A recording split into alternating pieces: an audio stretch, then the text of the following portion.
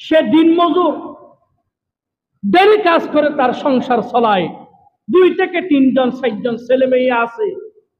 সে daily কাজ করে তার ছেলে মেয়েদেরকে লালন পালন করে। হঠাৎ করে 104 ডিগ্রি গায়ে জ্বর, বাড়িতে শোয়া থেকে উঠতে পারে না।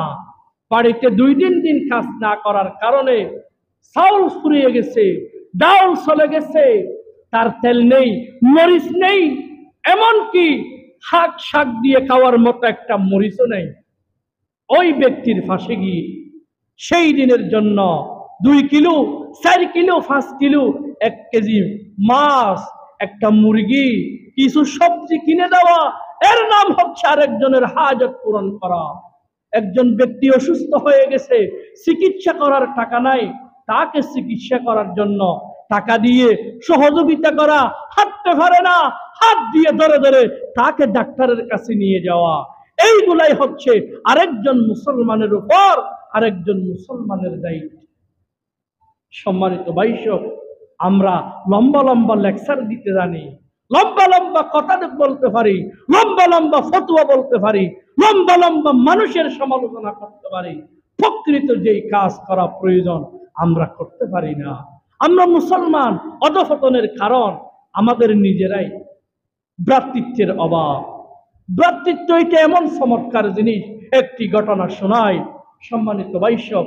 আল্লাহ রাসূল সাল্লাল্লাহু আলাইহি ওয়াসাল্লামের কাছে একজন মক্কার বেদুইন সাহাবী এসে বললেন, ইয়া রাসূলুল্লাহ, আমি 3 দিন পর্যন্ত উপহাস, আপনার কাছে কিছু থাকলে আমাকে দিন।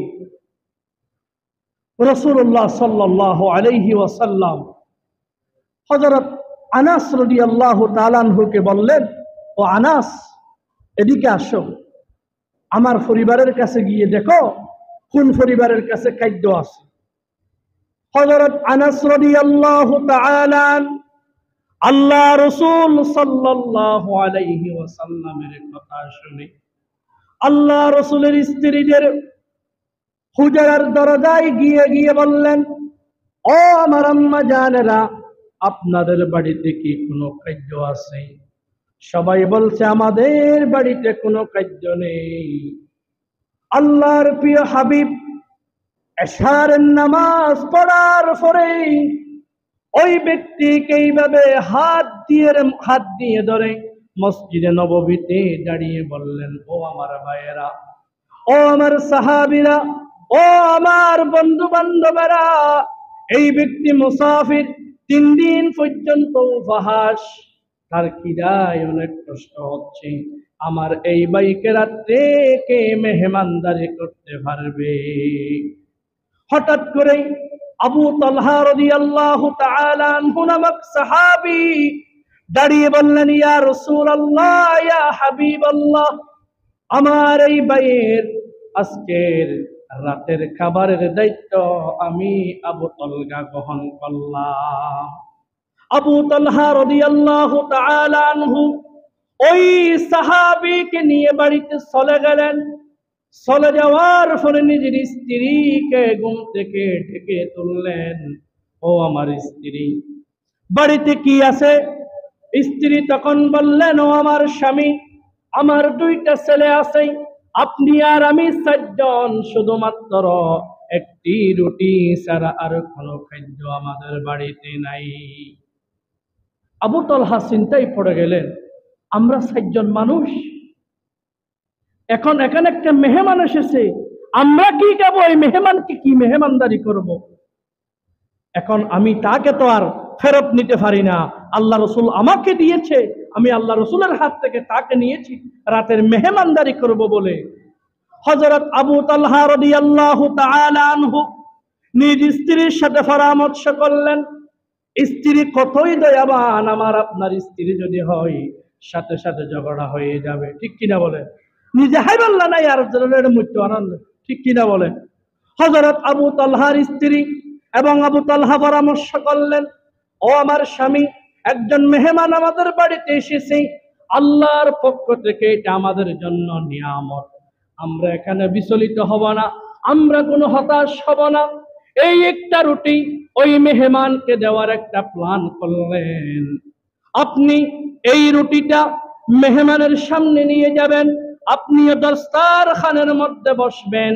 ওই রুটি যখন খাওয়ার জন্য মেহমান হাত বাড়াবে, আপনিও খাওয়ার বান করে সাথে সাথে সেরাকের মধ্যে আপনি একটু করে ফু দিবেন।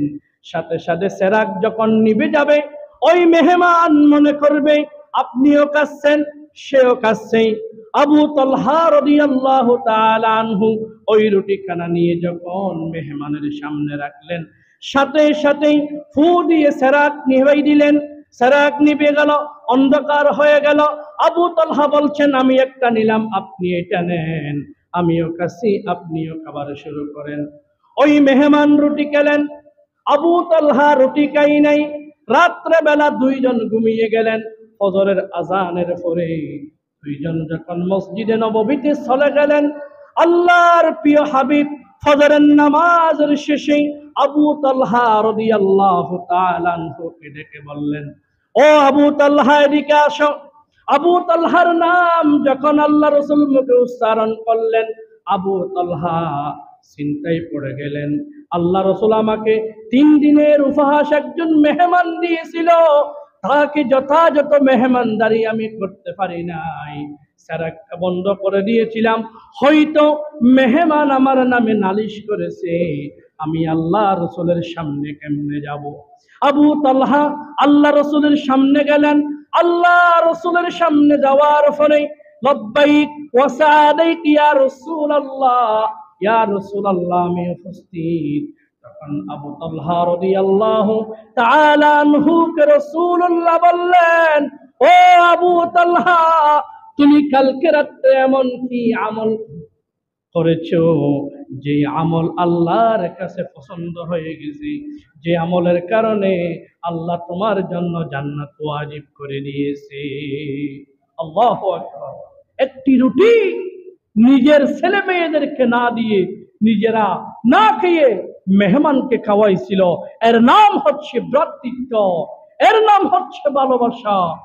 কিন্তু ভাইয়েরা আমার, আপনার বাড়িতে লক্ষ লক্ষ টাকা আছে, কিন্তু গরিব অসহায়কে 2 টাকা আমরা দিতে পারি না।